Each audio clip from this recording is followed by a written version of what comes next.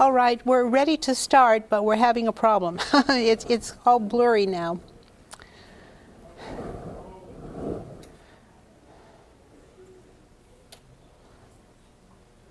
Okay, there we go, but the light's still not on. I guess you can see it without the light on.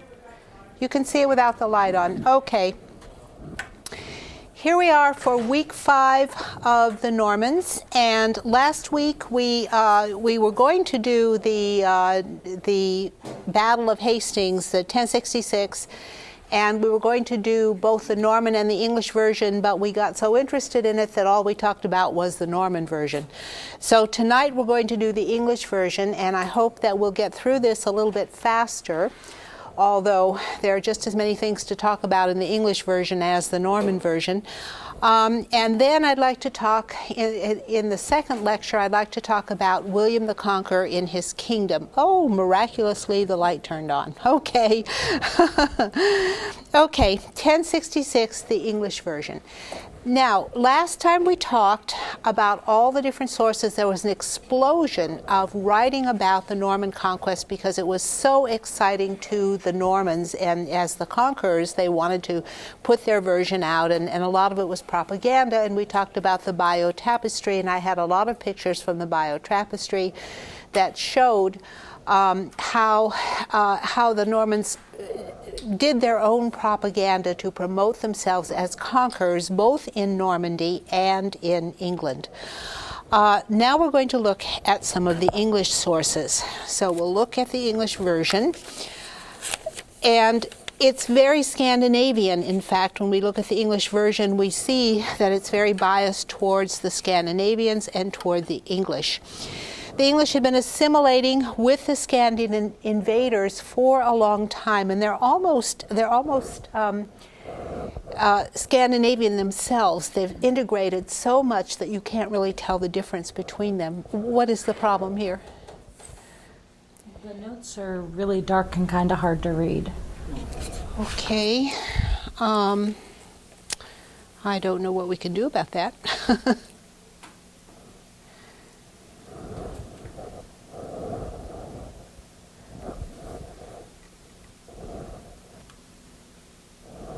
All right, the light is on them, and they shouldn't be dark and hard to read. The light is on. There's something.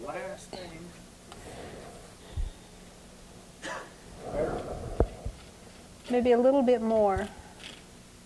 That's all I got. All right. Are they better? Are they easier to read now? Okay. And all the notes are on the website, by the way. I put them all on this morning so that you would all have them for last week and for this week. So they're on the website. All right, the English had been assimilating with the Scandinavian invaders for a long time, ever since the time of Alfred. And Alfred had reconstructed England's defenses, signing a treaty of coexistence with the Danes.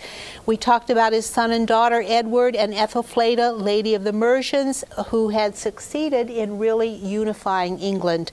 And the Danes in the Danelaw had submitted to them. So they were very, by the time 3 or 4 generations had gone by, they were very assimilated with the English. Alfred's grandson, King Athelstan, had established himself as a kind of over-king, and he even thought of himself as a kind of emperor modeled after Charlemagne over the Scots and the Northumbrians and the Welsh. And notice at this time, and this is very important to Norman history, that the Northumbrians thought of themselves as a separate people. They were neither Scots nor English. And so that's going to carry over into the Norman period. I was able to find some pictures that I didn't show you before. This one is of King Athelstan offering a vita, the life to St. Cuthbert. It's St. Cuthbert's life that he's offering to St. Cuthbert. And King Athelstan, who is the grandson of Alfred, conceived of himself as a new Charlemagne and equal to the German emperor, and married his children to the crowned heads of Europe. Athelstan also presided over a religious revival, largely monastic, and the main saints in that revival were St. Dunstan, St. Cuthbert, and St. Ethelwald. And Dunstan is particularly important when we get into the Norman period because he was Archbishop of Canterbury.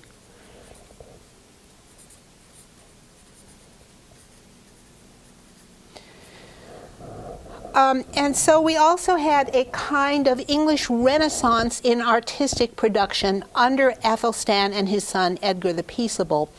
Many churches were refounded after the Viking invasions, or in the case of the Danelaw, many of them were actually founded for the first time. And we can tell if they've been founded for the first time because they're called new minsters. And a lot of them don't survive, but the name does. Did we have a question off campus? Okay. All right, here are some examples from that artistic revival. We might want to focus in on some of these. Here are the English pages in a continental manuscript. All four of these are English pages, and I'm going to try to zoom in on them so you can see them a little better. Okay. Here, for example, is a Christ in Majesty, and this is an English production. And over here is yet another Christ in Majesty. He's Christ in Majesty up at the top. And then as we move down here, this is Ethelstan's Psalter, so it's one of his own manuscripts. This is the Ascension here, Christ ascending into heaven. And over here, we can move it over here, is the Nativity, if you can see the Nativity. And these are typically English manuscripts. Okay, now we'll zoom out again, and you can see them as examples. All four of these pages from an English continental manuscript. Okay, this is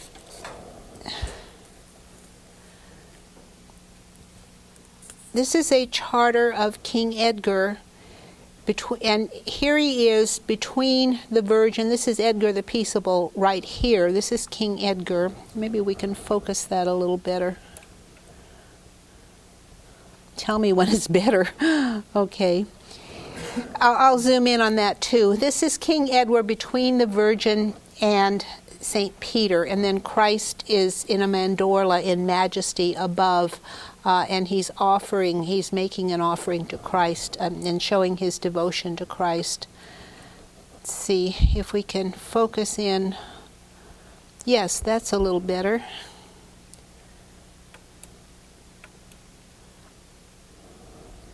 This is King Edgar, Edgar the Peaceable. And so you can see that this is quite a substantial monastic revival that's going on with a huge number of artistic productions and the production of a lot of books. So that England has a good foundation of artistic production long before the Norman conquest. Okay, we see a close-up of this angel. This is the benedictionary of St. Ethelwald. And here we'll come out on it a little bit more so you can see the whole thing. Is that a little better? It's still a little blurry. Is that better? Okay. And this is the benedictionary of St. Ethelwald. You know, the Normans claimed that the English were backward barbarians. It runs through all the Norman literature that they regard the English as barbarians. And they see themselves as a recreation of St. Augustine, who first came to convert the English, and they saw the English as unreformed and backward. But does this look like the art of a backward people? And the English, of course, thought that they were very up to date. They didn't think they were barbarians, of course. Nobody thinks he's a barbarian. And this is very sophisticated and refined art. Here are the warriors, and this is probably the three Marys at the tomb. and these are Roman soldiers over here. Okay, and here is Saint Etheldreda, who is one of the women saints.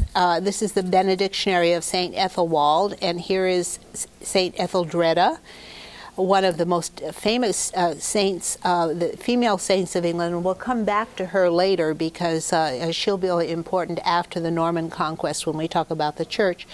And this is also part of that, and here we see God, of course, in the middle of this O, the middle of this letter.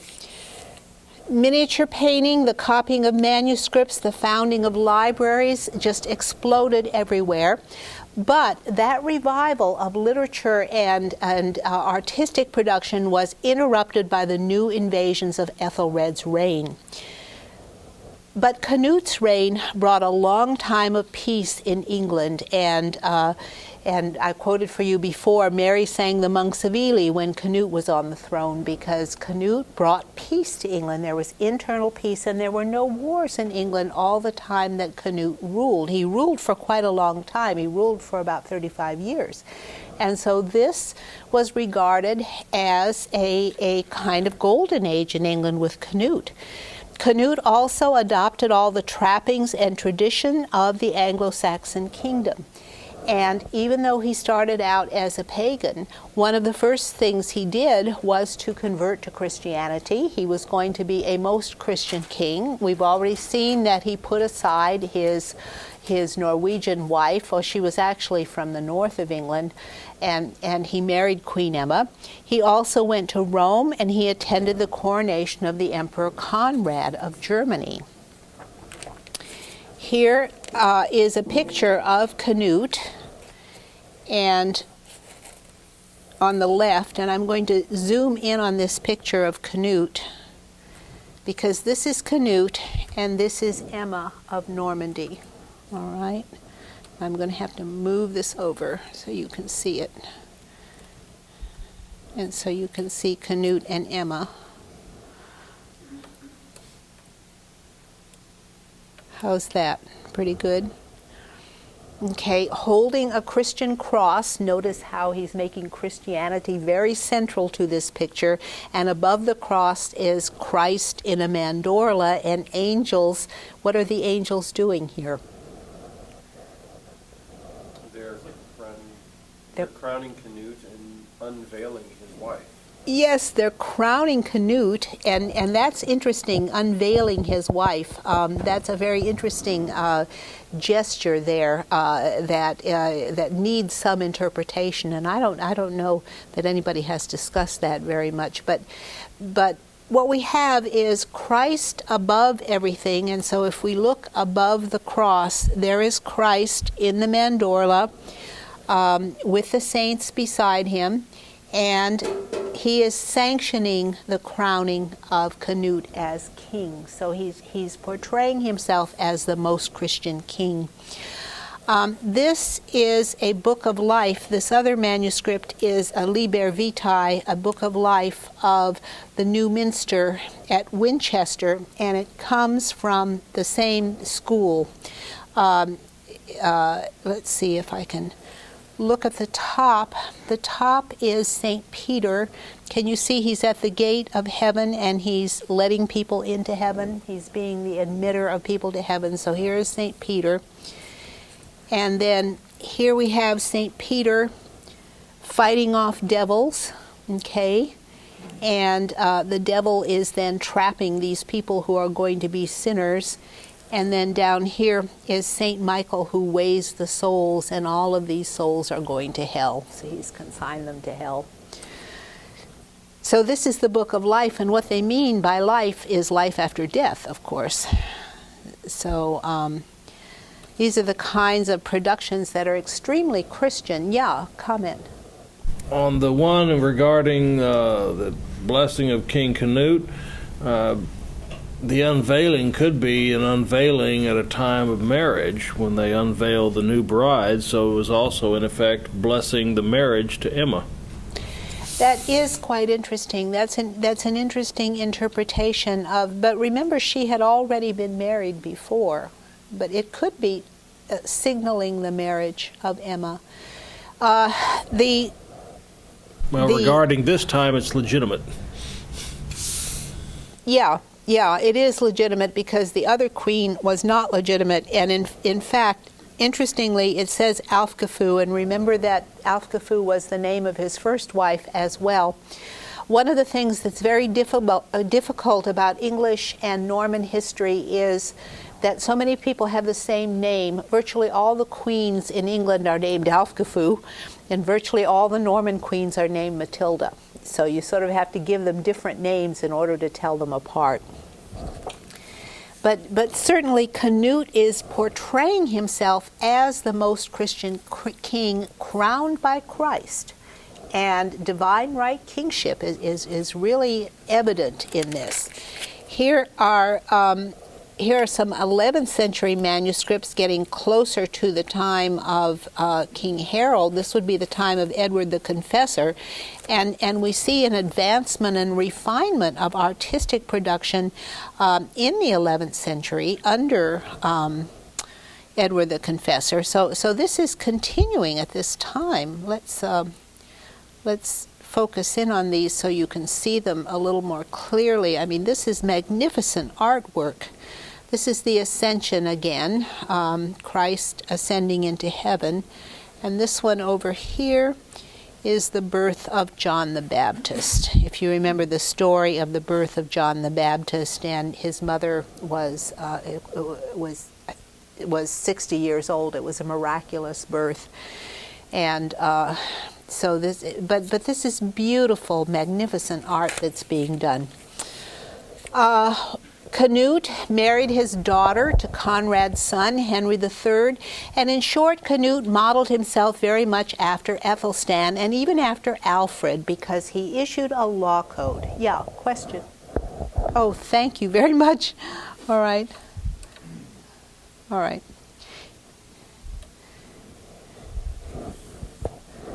He modeled himself very much after Aethelstan and even after Alfred, because remember that one of the things Alfred did was to issue new law codes from all the kings of England. Canute also brought a lot of Norse and Danes into England, and they did not assimilate so easily. It was easy for him to assimilate as a king because he got so many benefits from it. During Canute's reign, an insignificant Danish warrior with virtually no background that we can trace at all beyond his father, and even his father is questionable. Godwin was able to accumulate enormous power into his hands and into the hands of his sons. The Godwin family, by the reign of Edward the Confessor, actually held more land than the king did, and I was able to find these maps for you. Here are the earldoms in 1045, which is really at the end of when Edward the Confessor assumed the throne at the end of Canute's reign. And so here we have quite a variety of earls who are in control. Siward in the north, and Bjors and Leofric here. Ralph of Hereford here, he was one of those Normans. Here is Seward, and here is Harold, and Bjorn here, and Swegan. These two are the sons of Earl Godwin. And Godwin has all of this at the bottom, and this is at the beginning of Edward's reign. Yeah. So, did he sort of wait to flex his muscles until Canute was gone? Because he obviously had a lot of power by the time over Edward and all that. Did he kind of just wait, maybe because Canute was a pretty powerful king, or? Canute was a very powerful king, and Godwin was a kind of non-entity under Canute. By the time Edward the Confessor came to the throne, he had managed to get for himself this earldom down here. His son Swegan had this, and Harold had this. Okay. When he started to This is when he started to build his power, when Edward the Confessor first came to the throne. And now let's look at our next map. All of these earls in the north are not related to the Godwins at the beginning of Edward's reign. Now let's look at the map at the end of Edward the Confessor's reign, or sort of in the middle. It's at the end. This is in 1065. Okay, here is Harold has inherited his father's territory. He also has this territory here. And virtually all the other lands are held by his brothers. And so they inherit it from Godwin. Godwin managed to give all the earldoms, to get them for his sons, and then to pass them down when he died to his oldest son Harold, who, as we've seen, was the one who was going to become the Anglo-Saxon king, and he would inherit through his own manipulation. Okay, and here are the original kingdoms of England as they were constituted. Notice again, Northumbria is separate from Scotland, and this is going to be very important later on when we look at what the Normans did there. When all the juggling around with the heirs happened at Canute's death, Godwin allied himself with Queen Emma, and Queen Emma was a really incredible person. She was such a political actor. She was pure Norman, and you might think of her as pure Viking in the way that she manipulated people and carried out political manipulation. Godwin helped her secure the throne first for Harthacnut, and when he died, mysteriously, they made a deal to put Edward on the throne. And when the bargain was made, Edward married Edith, Godwin's daughter. Most of Godwin's sons held earldoms in England, and the eldest son Harold inherited Godwin's earldom of Wessex. And recall that this was Alfred's kingdom, so that there's a lot of symbolism in the fact that Godwin first got Wessex and that he handed it to Harold, because Wessex was the hereditary kingdom of the Anglo-Saxon kings, if you think of it as the inheritance of Alfred. Yeah, don't forget to press your mic. Okay. It seems like Canute here is acting more in the heritage of Alfred and Athelstan, and he is really, it's not a typical Scandinavian response to the situation. It seems like the Normans are the ones that will bring the Scandinavian climate. Well, why do you think it's not a Scandinavian response for him to model after Alfred and Athelstan? I'm wondering if the other Danes that have moved will be the ones that cause the trouble. I mean, is there real assimilation, or are they keeping separate? Because we see that William will have a lot of trouble in the north. Yes, he will have a lot of trouble in the north. What's happening simultaneously in Denmark and Sweden and Norway is that the concept of Christian kingship is growing there. And it has been asserted by Canute's father, Svein, and by his father, Harald Bluetooth, before him. Christian kingship is stressed, and also it's stressed by St. Olaf in Norway. They all want Christian kingship. The people of Scandinavia resist it violently, and so they're not able to bring it about as effectively as Canute is in England. But they're very malleable, and remember that Vikings are quite practical, and so they'll do what's necessary to get what they want. The adaptation seems to be quite different. The Normans are divergent by this time from the other Scandinavians as they develop the kingship and the Christianity. Yes, the Normans have diverged at this time, and they've become much more Christian. Well, they're more Christian than the Scandinavians. The Scandinavians are still struggling with Christianity. For example, St. Olaf tried to force it on his people, and they rebelled. And the same thing happened with Hakon the Good, who was the foster son of Ethelstan. And he went home to Norway and tried to force Christianity on his people, and they wouldn't take it. So they liked the concept of kingship. They thought that was wonderful because it gave them so much power. But they had a lot of trouble foisting it off on the people because it meant that it gave them power, and the people resisted the rise of Christian kingship. And a lot of the settlers who went to Iceland did so because the king was getting too strong. Harald Finehair in Norway was getting too strong. and they didn't want a strong king over them. They wanted their freedom. They wanted to be equal warriors, the way that Rollo and his men were when they first went to Normandy. Perhaps Canute sees in the Christian kingship a stronger role for the king, and he adapts as an individual king and develops further Athelstan's ideas. So it seems like an individual that is unusually strong. Yes, he is. He is an individual who's unusually strong, but he's building on the Christian tradition, and he sees the tradition, he sees that will make him strong, and he adopts it just completely, and tries to transfer it to Norway and Denmark as well, but only partially, because remember, he sent his first wife to Norway to rule with his first son. So, you want to press your mic? This is still the Christian kingship, or is it already been there in the Franks, the idea of the divine sanction for the king? The Franks had already had that. Charlemagne developed it very heavily, and so they all look to Charlemagne as a model. Let me show you this interesting book. This is by Pauline Stafford. It's Queen Emma and Queen Edith, Queenship and Women's Power in 11th Century England. If you're interested in these two queens, Pauline Stafford's book is about them. It's not about the queens themselves, who are very interesting characters on their own, but it's more about the theory of queenship as she's analyzing it. It's not the fun kind of book you might want to read, like a novel of the adventures of these women, which was what I would hope that she had written, but she didn't. Anyway, it analyzes queenship.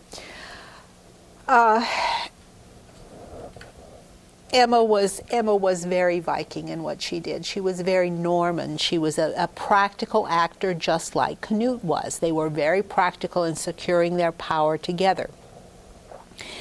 And Edward married Edith Godwin's daughter. Most of Godwin's sons held earldom in England, and we already said Harold inherited Wessex, and together the sons controlled most of England. Tostig was the Earl of Northumbria, Harold was Earl of Kent, as well as Earl of Wessex. Leofwine and Gurth were earls also in the north, and so here are our earldoms. I think Leofwine was Earl of Mercia, but all of the Godwins held these earldoms. Edward had brought some Normans with him whom the Godwins hated, and Robert of Jumièges became Bishop of London right at first, and Jumièges was that abbey in Normandy that had been reformed very early in the Norman period. In 1051, Edwin managed to expel the Godwins, and the triggering incident happened in Dover. The Godwins insulted Eustace, Count of Boulogne, who held lands in Dover. And here, when you read the Anglo-Saxon Chronicle, it's a little bit difficult to figure out exactly what happened. Eustace of Boulogne, for some reason, was in Dover. He held a lot of lands in Dover, and remember that he was married to Goda, Edward the Confessor's sister.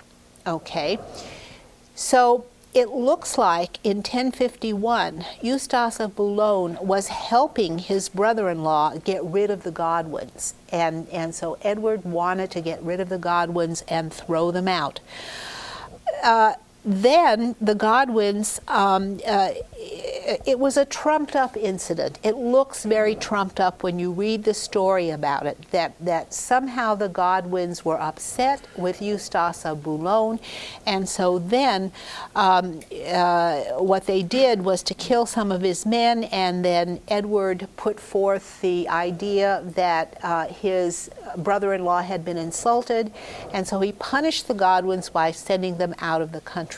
Okay, this is the one and only time Edward the Confessor ever exerts any positive show of strength or force against the Godwins. Yeah. Okay, I'm skipping ahead one little thing, but why would he exile them to Flanders if Emma was already in Flanders? Did he think about that? He knew What they difference had does it make if Emma is in Flanders? I mean, if Flanders is taking these guys, and remember when we talked about the Viking settlements, that Flanders was one of the places that they settled. Baldwin V, who was the Count of Flanders, was descended from Vikings, partially. They had married into his family, and he was receptive to these Viking invaders that came. I was just thinking, I mean, he expelled his mother there because of suspicion that she had worked with them maybe to kill his brother, so Yeah. I thought maybe it wouldn't be a smart idea to exile people who had worked together. Okay, he didn't tell them where to go. And exile is a particularly Viking custom. It's not a custom that you find in Europe before the Viking invasions. It's Scandinavian in origin.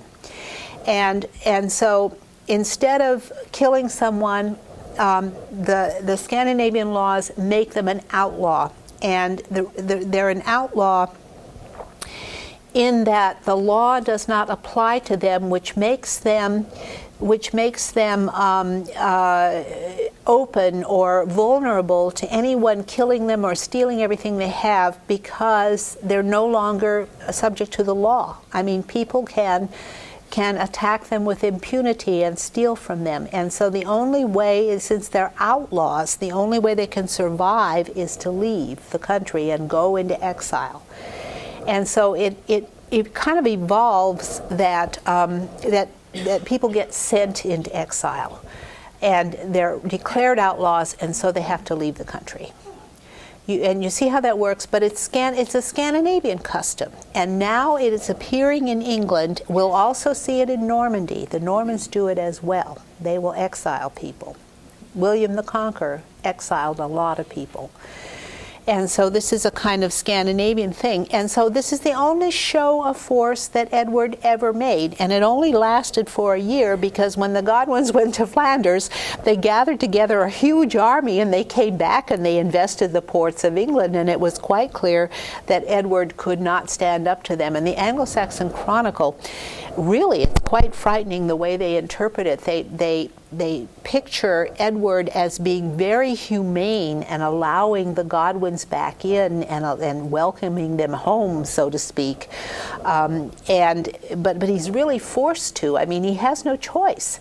This is not something that Edward can do anything about, because if he doesn't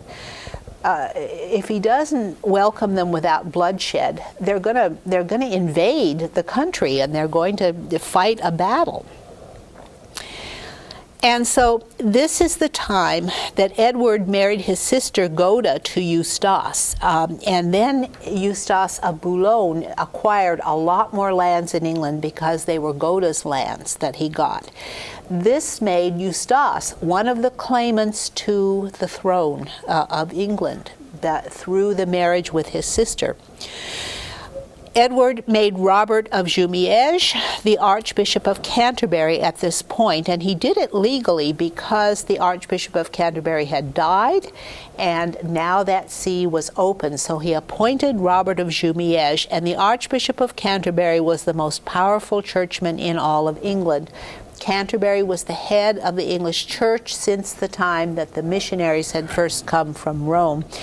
And in fact, Edward sent Edith to a nunnery. And he sent her, there are two different places where he might have sent her, Wilton or Romsey. There are two different stories about where he sent her, but he clearly got rid of her. And he was going to send her there forever. And so that when the Godwins came back, of course, they restored Edith. They took her out of the nunnery and made her queen again, and Edward the Confessor had nothing to say about that. He had absolutely nothing that he could do. Here is the benedictionary of Archbishop Robert of Jumièges, who this was painted while he was in England under his sponsorship. So even in this 1 year, he began a lot of the proliferation of artwork. And you can see again this elaborate English style at this time. This also is the Missal of Robert of Jumièges, beginning of the 11th century. And this also is from Newminster in Winchester. Both of these documents are from Newminster in Winchester, which is one of those new churches. This is the adoration of the Magi, who are coming to the Nativity. Okay. And here is more from the Missal of Robert of Jumièges. This is St. Peter. And whenever you see St. Peter, this is an evocation of the power of the papacy, which this may have been completed in Normandy, which is going to emphasize the rightness of his right to be archbishop instead of being sent out of Normandy, out of England when the Godwins came back. And here is another page of that missal. Okay, this is the Missal of Robert of Jumièges. All right, let's zoom out again.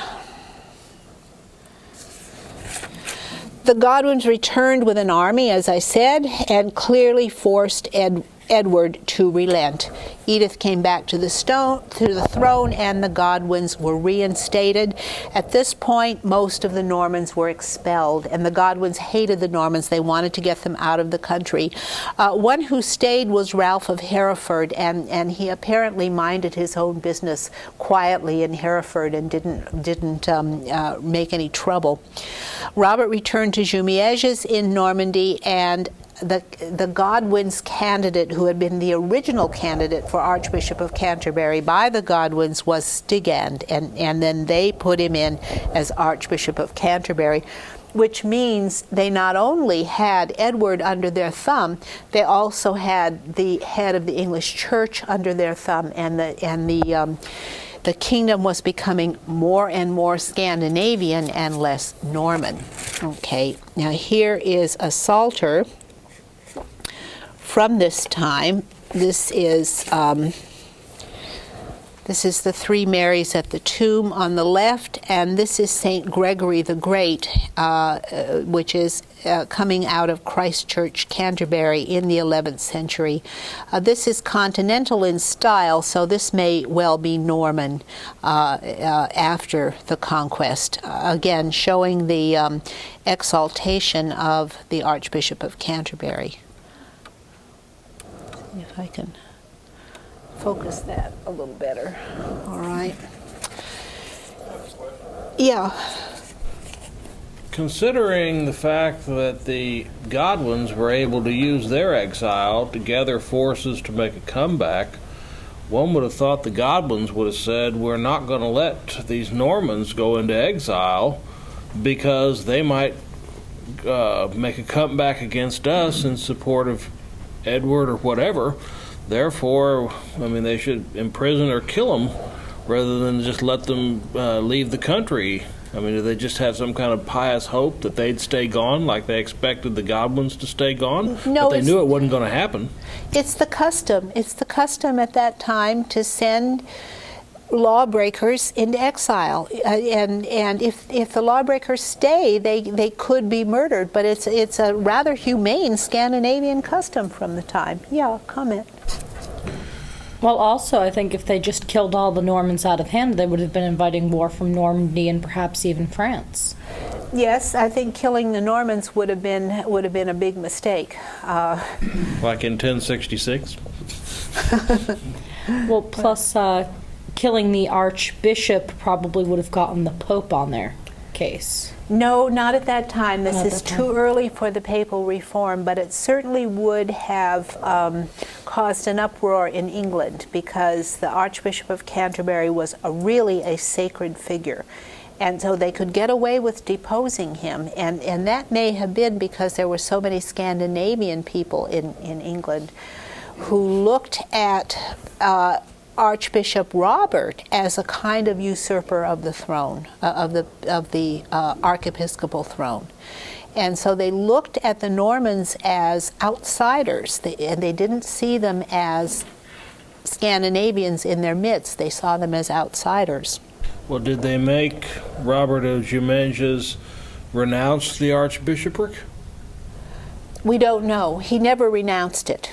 He never renounced it. They didn't make him do anything. They sent him out of the country. He went to Normandy, and he claimed he was archbishop until he died.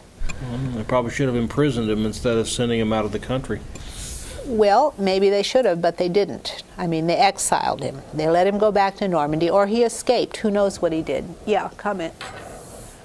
Imprisoning wasn't really a Scandinavian tradition in all I've read. They would send them away, they would fine them something, they would sometimes even kill them, but usually it was just either get rid of them or charge them money, not imprison them. Yeah, now if you look at the continental customs, what they would do when they had somebody that they wanted to get rid of is plunk them in a monastery and turn them into a monk and shave their head and declare them a monk, and then they were imprisoned in the monastery. The concept of prison is a much later one.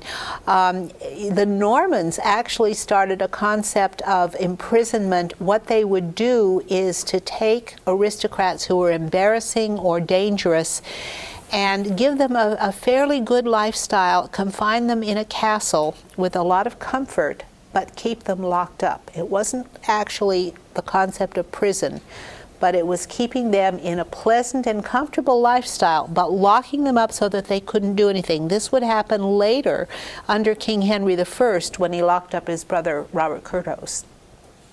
Yeah. After all, putting someone in prison costs money. Yes, it cost. Well, they weren't thinking of that. I mean, they didn't have the concept of prison.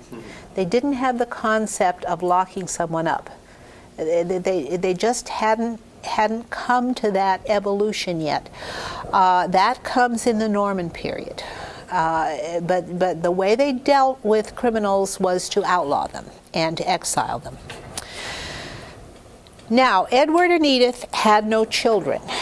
And the story was, and I brought the life of Edward the Confessor here. This is the life of Edward the Confessor, the life of King Edward, who rests at Westminster, attributed to a monk of Saint Bertin. And that story is largely, it was commissioned at the behest of Queen Edith. So what she's doing is telling the Godwin's side of the story. And they never had any children, and the question is, why? Well, there are rumors that both remained celibate. Those rumors tend to make Queen Edith as holy as Edward the Confessor, and they see him as monk-like and very holy and very religious because he wanted to remain chaste and virginal. So he had no children. Edward is called the Confessor for his piety. There are other rumors that Edith was barren, that she had no children. We don't know why no children were born. We don't know if the marriage was ever consummated or not. What is your guess? What do you think the Godwins would have done if Edward and Edith had had, especially, a son? What do you think? I think Edward was fairly intelligent and kept her as far from his bed as he could. I think so, too. She wasn't there. She couldn't stab him in the night. And she couldn't slip him anything. Mm-hmm. And he just, that way he just left her untouched, I think. That's my guess. What do you think? I think divine sanction seems to be important at this time, and not having, being celibate would be reflective of Mary's position. It seems like also several hundred years later, Elizabeth uses that. Yes, but she uses it clearly for political reasons, because if Elizabeth, this is Elizabeth, Queen Elizabeth I, if she had married, her husband would have been king and her power would have been gone. But it seems like there's more power to a woman that is unwed. It seems like that concept might exist. Yes, but if you were a Godwin and Edward and Edith had a son, what would you have done? He probably wouldn't have made it very long. I mean, to me, or he would have, I don't know, it seems to me that he was probably being very intelligent by not having children with her. That's what I think too. What do you think? If I were a good Scandinavian like the Godwins, I would have arranged to have the child fostered with me so I could raise him to be my own son, even though his blood is Edward's. Well, I don't think you could do that with a future king. But what you could do is get rid of Edward the Confessor, and then it would have been Harold's nephew who would have been king, and he was like child, and the Godwins would have been absolutely in complete control at that point. I think Edward was very smart, because when you look at the stories about Edward's life in Normandy, he was never religious in Normandy. He went hunting, and he went partying, and he went feasting, and he had lots of girlfriends, and so he never was holy in Normandy. It's only when he got to be king that he really became the confessor and holy. Yeah. I believe the marriage must have been consummated, because if it hadn't been, when he threw the Godwins out, he would have been able to divorce his wife on the grounds that the marriage hadn't been consummated, and then marry someone else. And by the time the Godwins come back into power, he has another wife. But he couldn't move that fast, and he sent Edith off to a nunnery. That's the equivalent of exiling her. He sent her to a nunnery where he expected her to remain, and she would have remained if the Godwins hadn't come back and made her queen again. More than that, he would have divorced her and remarried. And he would have at least instituted divorce proceedings. That would have been known. So I think the marriage must have been consummated. But he had no grounds for divorce. He had absolutely no grounds for divorce. Under the Christian church, just because your wife is likely to murder you, you're right. You cannot get a divorce. I mean, right. Divorce is not allowed for in the Catholic Church. It would not have been divorced, but it would have been annulled. Yeah. If they had never been consummated, then the marriage could have been annulled. It could have been if he had had time to send the lawsuit to Rome, and he might have been thinking about that, but there simply wasn't time. The Godwins came back just within a year. They were back. And so they came with a huge army, and there was nothing Edward could do. I think these facts are being used. Oh, yes? Yes? What exactly did Edward confess? He didn't confess anything. Confessor means that you're like a monk. You're a holy person. A confessor is like confessing your sins or praying a lot, and that's why they gave him that name. But it was because of this business of not having any children that the Norman myth is that he was the confessor. I think it's the Godwin's myth too. It seems to me like it's not really as interesting to know what actually happened, but the actual use of these facts as propaganda. Yes, and that's the problem. That's why we don't know what really happened, because both sides are issuing this propaganda. And the life of King Edward was written at the request of Edith for her after Edward was dead. And so it's the Godwin's point of view that we're getting. So myth seems to be an important instrument of political control or a mechanism that's being used, so that makes history so much harder for us. Yes. To actually get facts. It's propaganda. And so when he is dying on his deathbed, the Godwins proclaim Edward a saint. And they proclaim him a saint because he has remained a virgin, okay? And so that way they can justify the accession of King Harold to the throne. And I personally think that if Harold had had a son or even a daughter, that he would have been a dead man. I mean, that's what I really think would have happened. Edward's childlessness became more and more apparent from 1042 to the 1060s, and so that people were more and more concerned at who would be the heir to the English throne. And the big problem is so many people thought they should be the heir. William wasn't the only cousin. There was a cousin of Canute's who thought he should be king. There was another relative in King Hardrada. There were too many families. You have Canute's family, you have the Old English family of Ethelred, you have the Norman family of Emma, and all these people are claiming the English throne. And in fact, in his desperation, Edward may have promised the throne to several different people over a period of time. question. My question is if he theoretically promised it to William, wouldn't he have left some kind of a charter designating William as his heir? He may well have, if he did, because so many written documents were being issued in England, and so there is that question. Why didn't he issue a charter? It appears to have been verbal. There are some rumors that William actually went to England in 1051, which is the only time he could have gone there, and verified that Edward had chosen him to be king. And so it's just, it's just all up for grabs. It's so hard to figure out what really happened. But there was no heir to the English throne. And at this time, England was incredibly wealthy. It may well have been the wealthiest country in all of Europe. It was just loaded with money because thousands and thousands of pounds of silver and gold were collected by the Vikings over the years, and Canute perfected the art of taxing everybody, and England was so rich that everybody wanted it. Yeah. So it seems like the Godwins are not the only ones that had grabbed a lot of land. Later on, we will see the Norman lords do the same thing. They will do exactly the same thing. It's really getting a title, it seems like, to England is what these people are all after.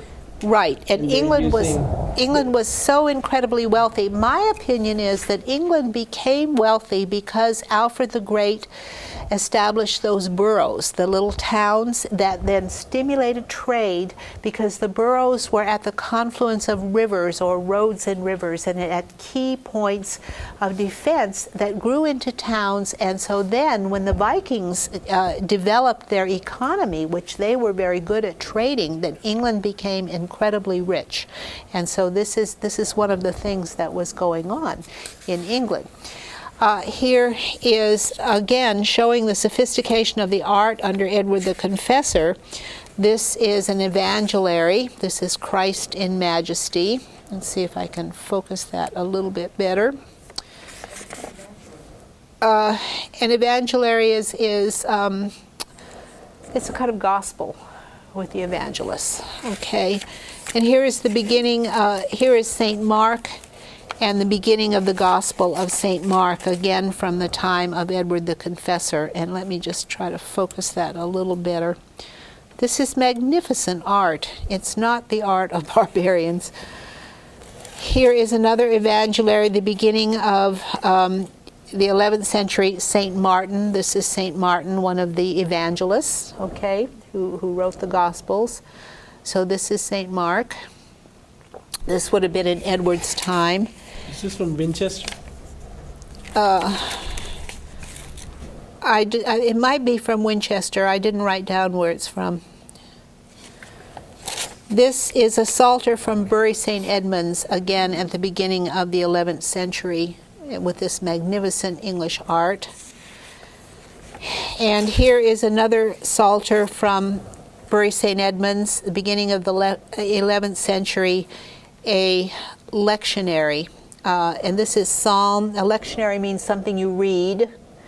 Okay, this is Psalm 21 right here with an illustration of the crucifix. And here is Psalm 67 on the Ascension, and then the Ascension is the Psalms, of course, were not written at the time of the Christian writings, but they are prefiguring. They're seeing the Psalms as prefiguring the crucifixion and the ascension of Christ to heaven. Sort of like a commentary already. Yeah. Mm-hmm. And then here's a table of canons. Canons are laws.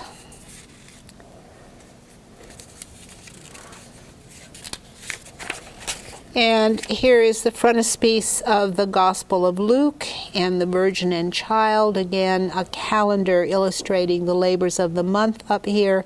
These are from the New Minster at Winchester. These are from Winchester. And here is a Psalter from the New Minster at Winchester. These are very famous. Look at these trees. Don't they look familiar? For those of you who have looked at the Bayeux Tapestry, the trees in the Bayeux Tapestry are very like that. And so that's one reason that it's been guessed from time to time that the Bayeux Tapestry might have been done by Englishmen. Okay, the Normans said that Edward had promised the throne to William in 1051 when he banished the Godwins and Edith. There were a lot of other potential claimants. Edward, the grandson of King Ethelred, fled to Hungary in 1016. The confessor recalled him in 1057, evidently wanting to designate him as the king, Edward the Eighthling. He died in mysterious circumstances in London. Okay, what happened to him? Well, lots of people are dying in mysterious circumstances.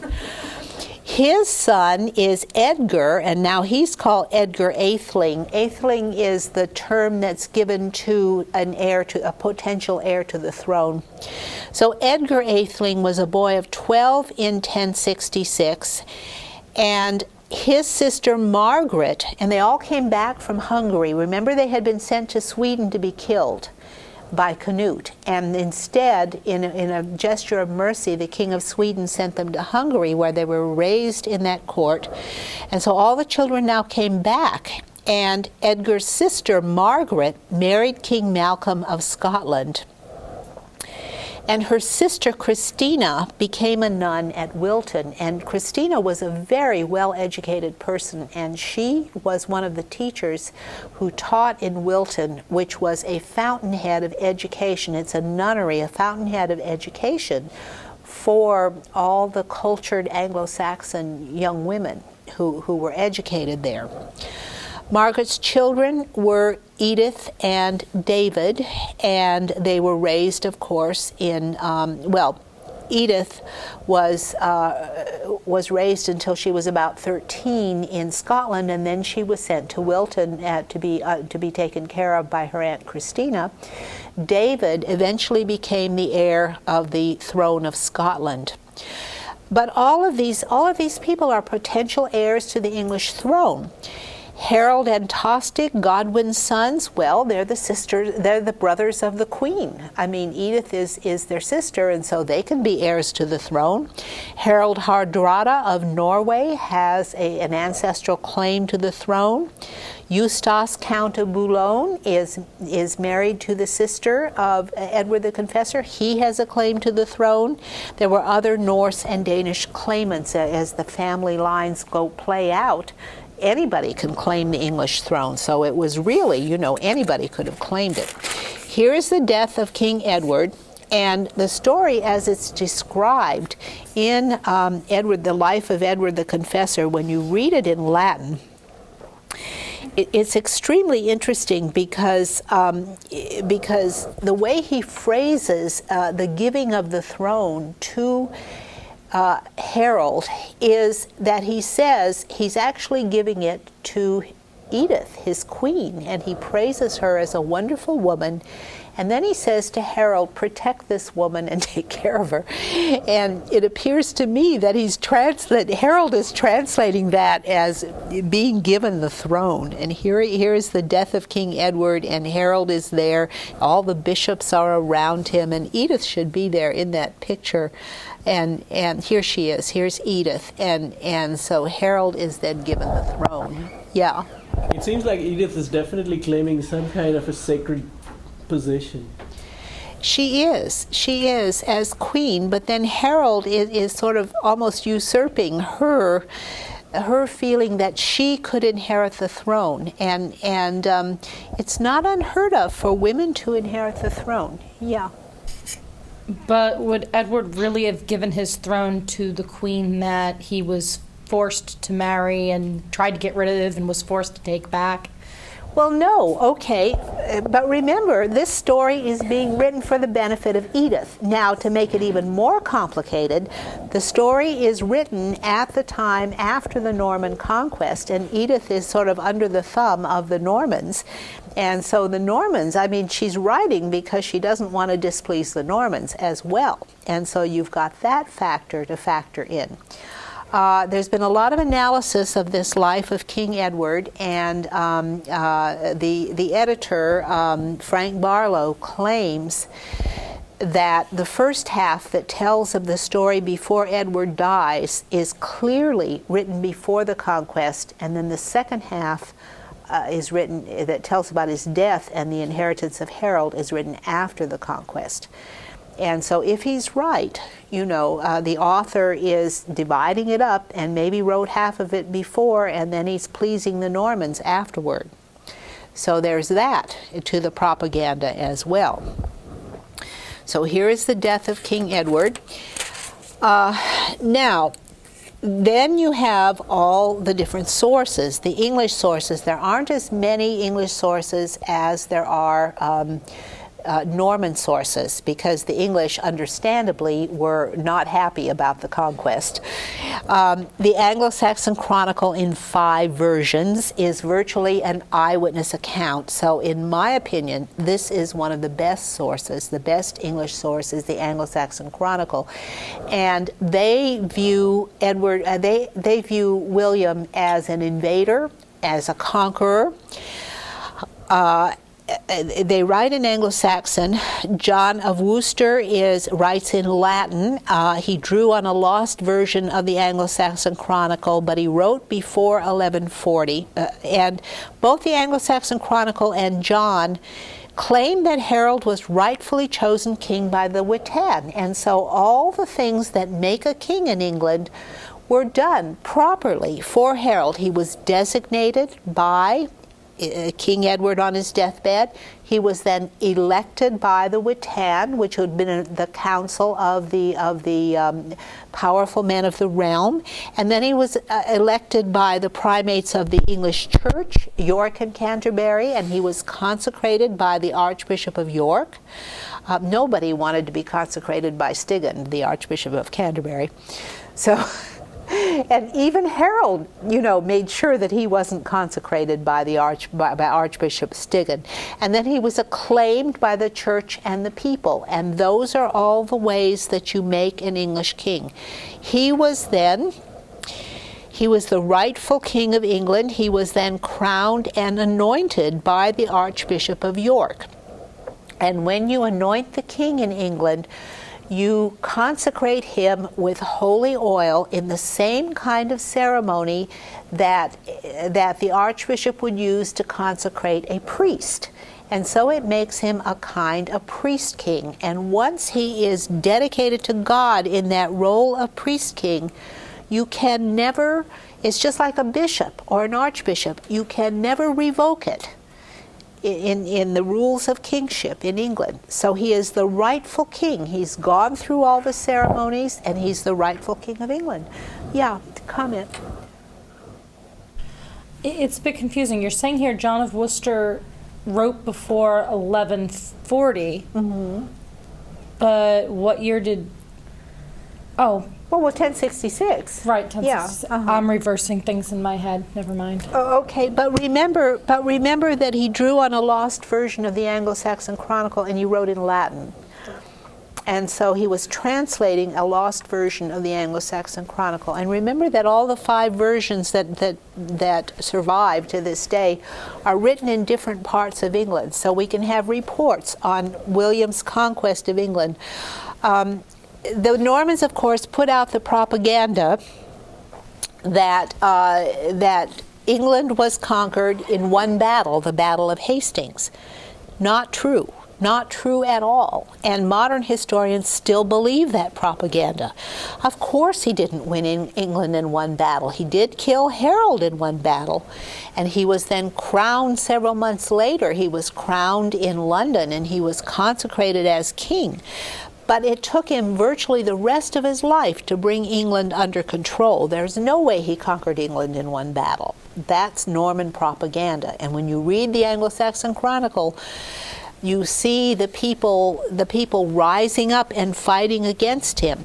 The Normans, in the Norman sources, they assume that England is that William is the rightful king, and they call these people rebels and people who are rebelling against England's power. But that's not true. That's not true. He hasn't subdued them yet. They're still fighting him when he's trying to conquer England. Yeah. From a religious fiction point of view, it seems like there is a ceremony that was accomplished in 1066.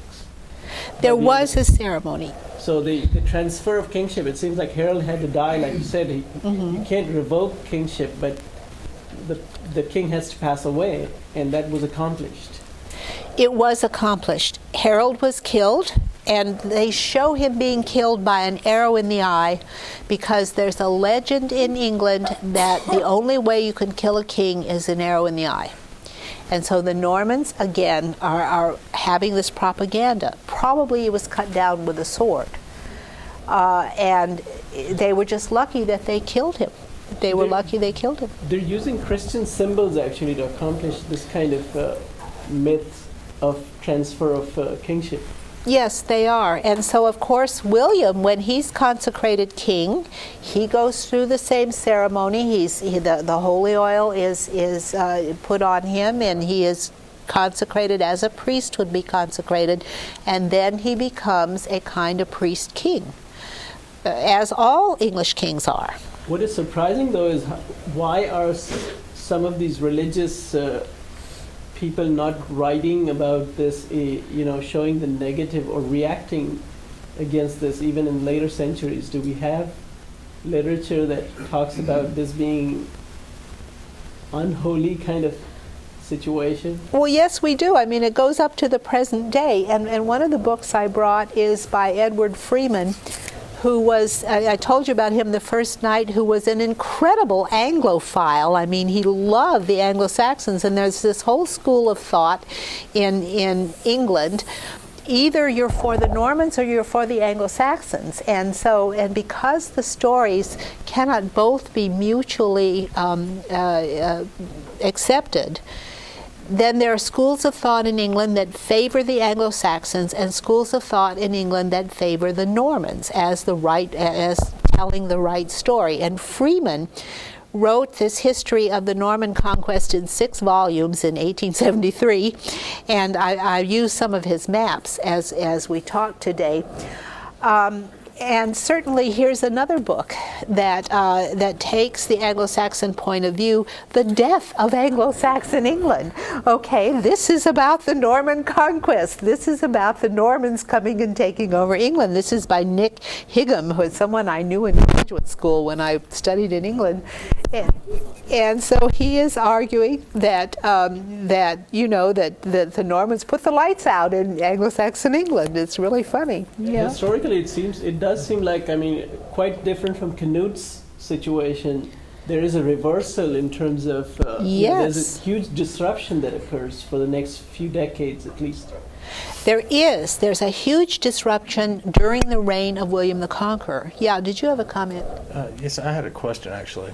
Yeah. I can understand how who started it would matter, say in 1066, but what impact does this research have on present day events? Well, it doesn't have a lot, except that there are schools of thought in England today that some people say the real England is Anglo-Saxon England, and there's a lot of continuity because those institutions survive to the present, and they like to look at the democratic institutions as being Anglo-Saxon. And there's another school of thought, the Whigs and the Tories in the 19th century. They took sides on it. The Whigs took the Anglo-Saxon side, and the Tories took the Norman sides. And the Norman side argues that the English monarchy really began with the Normans. The first real king of England was William the Conqueror, and the Anglo-Saxon kings don't matter because to them the Normans created the real England. And so the question is, which is the real England? Is it Anglo-Saxon England or is it Norman England? And so whichever side you take, and here I mentioned Nick Higham. I mean, he is talking about the death of Anglo-Saxon England. He's looking at the Normans as murderers who ended the English throne. And so Professor? Yes. I was thinking, does this have anything to do? The guy in that classroom asked how this affects us today, and I know that there's still a lot of animosity between England and France. Uh-huh. And I was wondering if that has anything to do with the Normans. In a way, yes. The Anglophiles who love the Anglo-Saxons think of the Normans as French invaders who polluted England. And the Normans think of, those who favor the Normans think of the Normans as bringing culture and refinement to barbarians. I mean, this is how they see it today, yeah. Well, couldn't also, in part, the animosity between the English and the French descend from when the Normans took over, merely because the Norman dukes are supposed to theoretically be under the power of the French king, and now they're king of England, and now they're saying, no. Well, this is going to cause a lot of trouble for the kings of France, because the Normans, once the Normans are kings of England, they then say they're equal to the King of France, and they'll never do homage to him again, and they won't recognize him as their overlord. Precisely. Exactly, and so this causes a lot of trouble for the French. It depends on your point of view here and where you're coming from, and this is what happens. Well, let's try to finish up in the next 5 minutes, because I really want to I really want to get through tonight. Here's another picture, and this is Edward, who and all his counselors, who would have been the members of the Witan, are all around him, his churchmen and his laymen. Here are the churchmen, and here are the laymen, the warriors, and they're trying to dissuade him from giving the throne to anyone. I mean, they're trying to keep him from causing a war. And so he's doing the best he can. And then here's another picture of King Edward designating Harold on his deathbed. And I think this is Edith right here. And here are all the art. No, this has to be Edith, because she's wearing a crown. And he is swearing on the hand of the Archbishop. Or is this Edith? No. There could be women there. Okay, here are the archbishops. This looks like Edith, and this looks like Harold, and this is certainly King Edward, who is swearing to the archbishop, apparently, that Harold is going to be king. Okay, according to the Anglo-Saxon Chronicle, Harold was a good king. He destroyed iniquitous laws and set about establishing just one, becoming patron of churches and monasteries, cultivating and venerating at the same time bishops, abbots, monks, and clerks, showing himself pious, humble, and affable to all good men, detesting malefactors, for he ordered the earls, aldermen, sheriffs, and his own officers generally to seize thieves, robbers, and disturbers of the realm, and to exert themselves by land and sea for the defense of the country. Overall, a good report of his kingship, and in these sources he appears as a good and rightful king, and William is an invader who is then violating the space of the Anglo-Saxons. And here is Harold enthroned, and he's shown on the throne as a rightful king, with the churchmen approving of him. Okay. Eadmer of Canterbury is a very interesting source. He writes a book called The History of Recent Events in England. He wrote it between about 1093 and 1119, and he somewhat straddles the fence between the Anglo-Saxon Chronicle and the Norman point of view. He says that Harold went to Normandy to free his brother and nephew held hostage by Duke William, and that might be true. Why would he be so stupid as to go to Normandy and swear allegiance to Duke William? This gives him a logical reason for going to Normandy. He claims that William agreed if Harold would marry his daughter, Harold would then send a daughter to marry one of William's nobles, and then William would free Harold's nephew and would free Harold's brother when Harold submitted to William in England after William arrived to be king. And to quote Eadmer, then Harold perceived that here was danger whatever way he turned. He could not see any way of escaping without agreeing to all that William wished. So he agreed. And And so he agreed, and so maybe he's not, and he's still an oath breaker, but he was forced into the oath. Here is the 11th century paraphrase of the Pentateuch and Joseph by Alfric, a manuscript of the time. When Harold returned to England and told King Edward what had happened, the king exclaimed, "Did I not tell you that I knew William and that your going might bring untold calamity upon this kingdom?" But William's victory was God's punishment for Harold's perjury. And so Eadmer kind of took the Norman side. And that makes sense because he was the secretary of the Norman Archbishop of Canterbury, St. Anselm. Henry of Huntingdon, our later writers, and William of Malmesbury are both 12th century, but regarded as carrying on the English point of view and expressing it as it was later. So what is the truth? Well, when we come back from our break, maybe we can talk about that a little bit. Okay, let's take about a 15-minute break.